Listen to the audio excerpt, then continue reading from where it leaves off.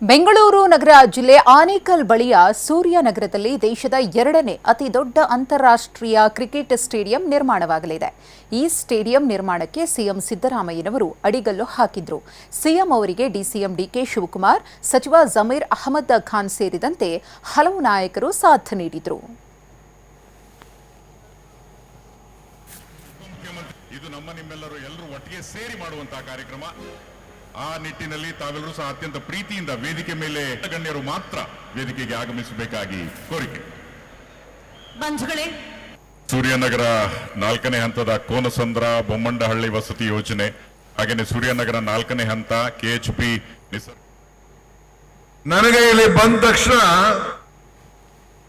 ನನಗೆ ಮುಖ್ಯಮಂತ್ರಿಗಳಿಗೆ ಜಮೀರ್ ಅಹಮದ್ ಖಾನ್ ಅವರು, ಶಿವಣ್ಣವರು ಎಲ್ಲ ಸೇರಿ, ಶಿವಲಿಂಗೇಗೌಡರು ಮುಖ್ಯಮಂತ್ರಿಗಳಿಗೆ ಒಂದು ಕೃಷ್ಣ ಕೊಟ್ರು. ಕೃಷ್ಣನ ಒಂದು ದೊಡ್ಡ ವಿಗ್ರಹ. ನನಗೆ ವಿನಾಯಕನ ಕೊಟ್ರು. ಕೃಷ್ಣ ಬಹಳ ದೊಡ್ಡ ದೇವರು.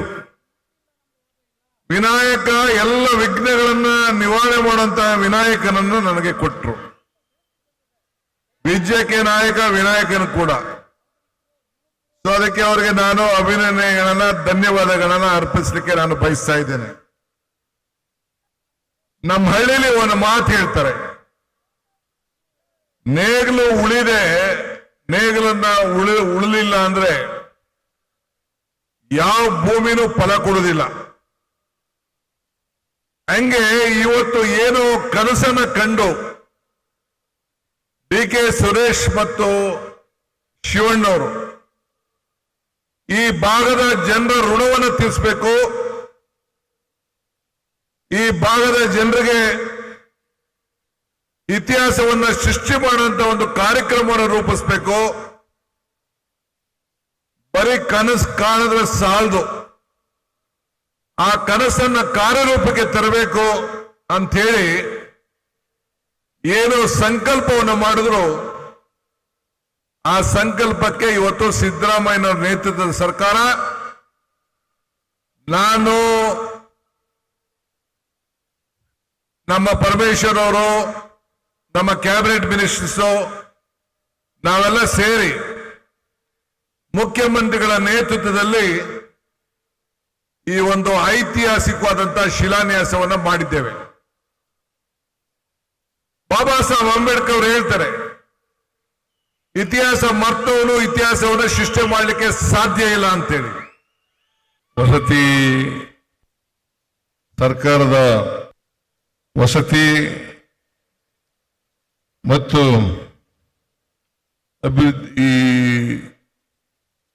ಕರ್ನಾಟಕ ಗೃಹ ಮಂಡಳಿ ಇವುಗಳ ಸಂಯುಕ್ತಾಶ್ರಯದಲ್ಲಿ ಈ ಕಾರ್ಯಕ್ರಮ ನಡೀತಾ ಇದೆ. ಈ ಕಾರ್ಯಕ್ರಮವನ್ನ ಅತ್ಯಂತ ಸಂತೋಷದಿಂದ ಭಾಗಿಯಾಗಿದ್ದೇನೆ. ಅಷ್ಟೇ ಅಲ್ಲ, ಈ ಕಾರ್ಯಕ್ರಮವನ್ನ ಉದ್ಘಾಟನೆ ಮಾಡಿದ್ದೇನೆ ಅಂತ ಹೇಳಲಿಕ್ಕೆ ಬಹಳ ಸಂತೋಷ ಆಗ್ತಾ ಇದೆ.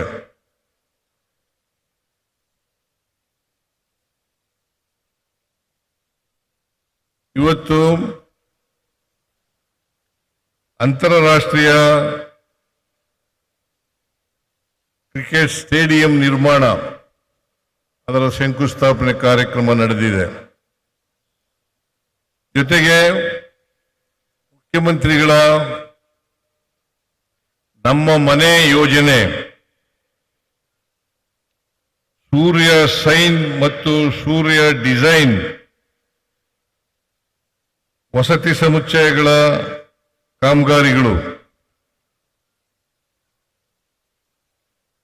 ವಸತಿ ಯೋಜನೆಗೆ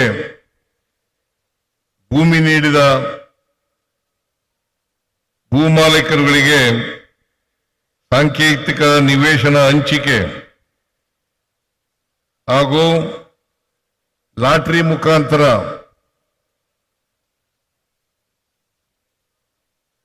ಸಾರ್ವಜನಿಕ ಅರ್ಜಿದಾರರಿಗೆ ನಿವೇಶನ ಹಂಚಿಕೆ ಕಾರ್ಯಕ್ರಮಕ್ಕೆ ಚಾಲನೆ ನೀಡಿದ್ದೇನೆ ಅಂತೇಳಿ ಬಹಳ ಸಂತೋಷದಿಂದ ಘೋಷಣೆಯನ್ನ ಮಾಡ್ತಾ ಇದ್ದೇನೆ. ಇಡೀ ಬೆಂಗಳೂರು ನಗರದಲ್ಲಿ, ರಾಜ್ಯದಲ್ಲಿ ಒಂದು ಅಂತಾರಾಷ್ಟ್ರೀಯ ಮಟ್ಟದ ಕ್ರೀಡಾಂಗಣ ಇರಲಿಲ್ಲ, ಕ್ರಿಕೆಟ್ ಸ್ಟೇಡಿಯಂ